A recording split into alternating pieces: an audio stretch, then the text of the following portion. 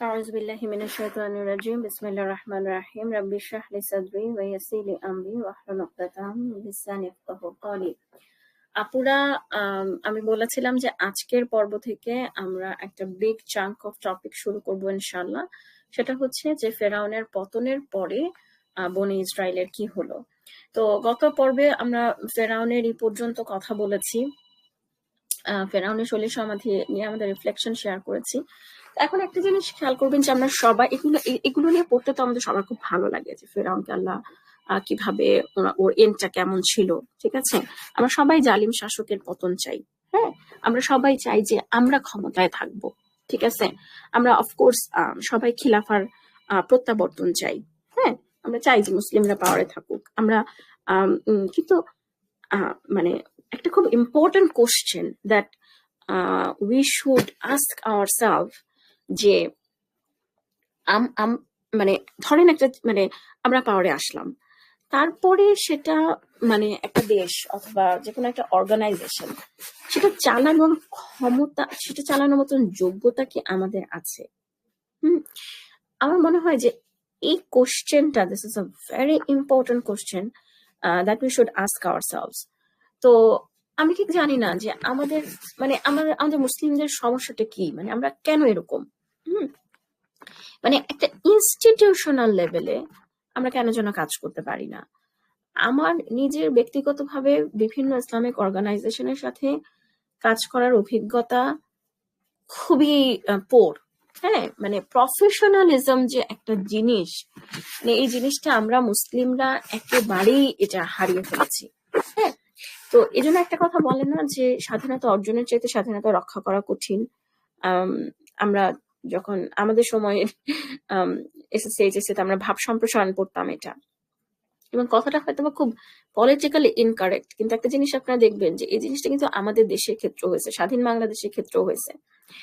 যে আচ্ছা ঠিক আছে, হ্যাঁ মানে জুলুম, অত্যাচার, শোষণ, বঞ্চনা এগুলোর কথা বলে আমরা নিজেরা নিজেদের হাতে ক্ষমতা তো নিছি, কিন্তু আমরা কি মানে do we have that capacity? কারণ এই জন্য আমি মনে করি যে আমাদের নিউ জেনারেশনের 71 এর হিস্ট্রি এবং তার পরবর্তী হিস্ট্রি পড়াটা খুব জরুরি। আমি জানি না আপনারা কেউ রক্ষী বাহিনীর নাম শুনেছেন কিনা। রক্ষী বাহিনী হচ্ছে মানে তারা মানে প্রচন্ড অত্যাচার নির্যাতন চালিয়েছে পোস্ট 71। হ্যাঁ, দেশের অবস্থা কিন্তু ভয়াবহ ছিল পোস্ট 71, চরম মানে চরম অরাজকতা। তো মানে মানে যেটা বলছি যে মানে we were not good as মানে কান্ট্রি, মানে দেশ চালানোর জন্য। তো এখন এই জিনিসটা মানে আপনারা দেখবেন যে আমাদের মানে ঘরের মানে আমাদের ঘরগুলোর অবস্থা যে ভয়াবহ, এবং আমরা আমাদের ঘরগুলোকে ঠিক রাখতে পারি না দেখেই এগুলোই তো আমাদের ট্রেনিং এর জায়গা, ট্রেনিং গ্রাউন্ড। তো এইগুলো থেকে কি বলে মানে এই জায়গাগুলোতে আমাদের প্রচুর কাজ করা দরকার আছে, যে ঘরগুলো ঠিক থাকলে ইনশাল্লাহ আমরা বাইরেও বড় কাজ করতে পারবো। তো এখানে এটা আমার একটা খুব ফেভারিট, আমি নাম দিয়েছি হৃদয় নিংড়ানো আয়াত। ঠিক আছে, যেখানে দেখেন যে বনি ইসরায়েল মুসা আলাইহিস সালামকে কি বলতেছে যে আমাদের কষ্ট ছিল তুমি আসার পূর্বে এবং তুমি আসার পরে।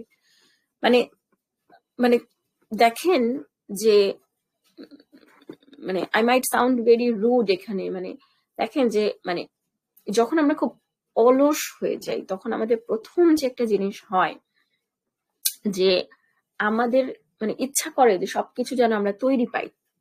হ্যাঁ, সবকিছু যেন তৈরি পাই, আমাদের কোনো কিছু যেন কষ্ট করতে ইচ্ছা করে না। এখন দেখেন যে আসলে কি হয়েছে মুসা আলাইহিস সালাম আসার পরে, যেটা হয়েছে যে আপনার মুসা আলাইহিস সালাম আসার পরে মানে ফেরাউনের অত্যাচার কিন্তু আরেক দিক থেকে অনেক বেড়ে গেছে। আপনাদের মনে আছে কিনা যে জাদুকরদের ইমান আনার পরে সে বনি ইসরায়েলের উপর আরেক দফা স্টিম রোলার চালাইছিল। আগে তো ওরা দাসত্বের জীবন যাপন করতেছিলই।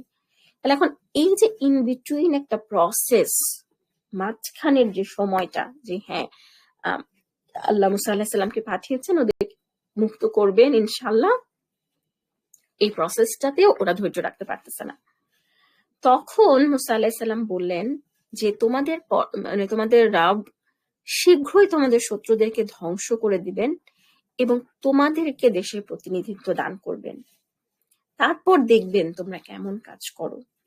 ঠিক আছে, মানে এই কথাটা আমার কাছে এত ডিপ লাগে যে যখন তোমাদের মানে it's easy to criticise, but when তুমি যখন দায়িত্বটা নিবা তখন দেখা যাবে যে তুমি কেমন কাজ করো।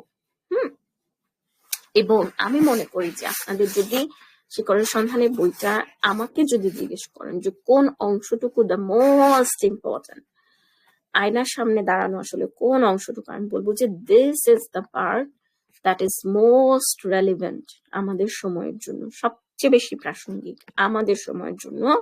যে ওদের মানে কারণ আমরা এখন সেই অবস্থায় আছি, আমরা হচ্ছে মানে আমাদের হচ্ছে নিজেদের দিকে আয়নার দিকে তাকানোর সময় যে আমরা কেমন, আসলে কেন আল্লাহ সুবহানাহু ওয়া তাআলা আমাদেরকে ক্ষমতা দিচ্ছেন না। হ্যাঁ, তাহলে এখন বললাম তো যে আজকের পর্ব থেকে আমরা শুরু করব আস্তে আস্তে এই জায়গাগুলোর দিকে তাকানো। যে এখানে দেখেন যে তাহলে কি হলো, যে ওরা একটা মিরাকল মাত্র দেখলো, তাই না? মিরাকল মাত্র দেখলো, দেখার পরে ওরা আল্লাহ দেখে লোহিত সাগর পার করে ওই পারে নিরাপদ করে দিলেন। এরপরে হাঁটতে হাঁটতে ওরা যখন একটা জনপদের কাছে গেল, what was the first thing they said? The first thing they said, দেখেন আল্লাহ বলতেছেন আমি সাগর পার করে দিচ্ছি বনি ইসরায়েলদেরকে।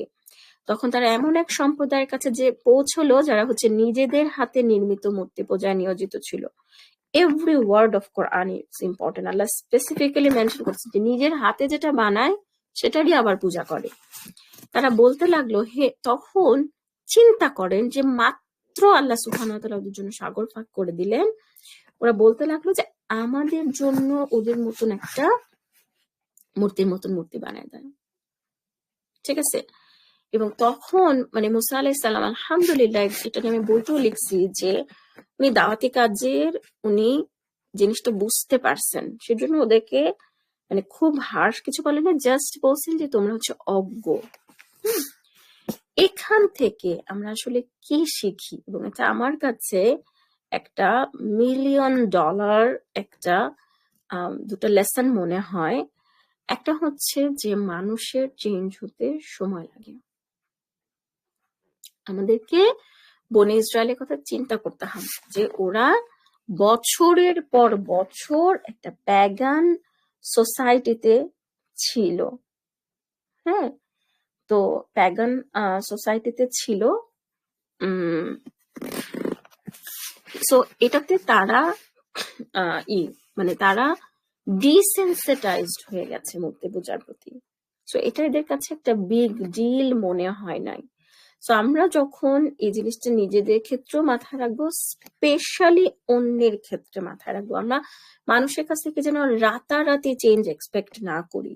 এবং এখন আমরা যদি এই জিনিসটা একবার মাথায় রাখি যে মানুষের চেঞ্জ হতে সময় লাগে, তাহলে আমার মনে হয় যে আমাদের ফ্যামিলির সাথে কনফ্লিক্ট, নিজের সাথে কনফ্লিক্ট অনেক কমে যাবে। তবে হ্যাঁ, বদলাতে কত সময় লাগে সেই সময়টা যেন অনন্তকাল না হয়। অনন্তকাল না হয়। এবং বদলাতে সময় লাগে কথাটা আমি নিজেকে যতটা না বেশি বলবো, আমি আরেকজনকে সহজতা দিব তার চাইতে বেশি। নিজেকে আমি হয়তোবা বলবো না যে ইটস ফাইন, বছরের পর বছর ধরে আমি যদি শুধু স্কার্ট পরেই থাকি, আমার আপগ্রেডেশন যদি বোরখায় না হয়, বছরের পর বছর ধরে আমি যদি শুধু ফরজ সালাতটুকুই পড়ি, আপগ্রেডেশন অফ সুন্নাতে না হয়, তাহলে আমি নিজেকে এই বলে বুঝ দিব না যে মানুষের বদলাতে সময় লাগে। কিন্তু আমার স্পাউস, আমার পার্টনার, আমার মা বাবা, আমার ফ্যামিলি, আমার ফ্রেন্ডস, আমি তাদেরকে বলবো যে মানুষের বদলাতে সময় লাগে, আমি তাদের প্রতি সহজ হব। হ্যাঁ, আরেকটা জিনিস হচ্ছে মানুষের লেভেল অনুযায়ী দাওয়াতি কাজ করতে হয়, তার লেভেলটা বুঝতে হবে। সেটা বুঝতে পেরেই মুসা আলাইহিস সালাম ওদেরকে জাস্ট অজ্ঞ বলেছিলেন। হ্যাঁ, আর কোনো আর হার্শ কোনো কথা বলেন নাই, বা হাউ স্টুপিড ইউ আর এ ধরনের কোনো কথা বলেন নাই। আচ্ছা, দ্বিতীয় যে বিষয়টা এখান থেকে শেখার সেটা হচ্ছে যে ডিসেন্সিটাইজেশন অফ এভিল। এটা নিয়ে আমরা ইনশাল্লাহ আগামী পর্বে আরো বিস্তারিত কথা বলবো। জাযাকুমুল্লাহ খাইরুন শোনার জন্য। আসসালামু আলাইকুম রাহমাতুল্লাহি বারাকাতুহু।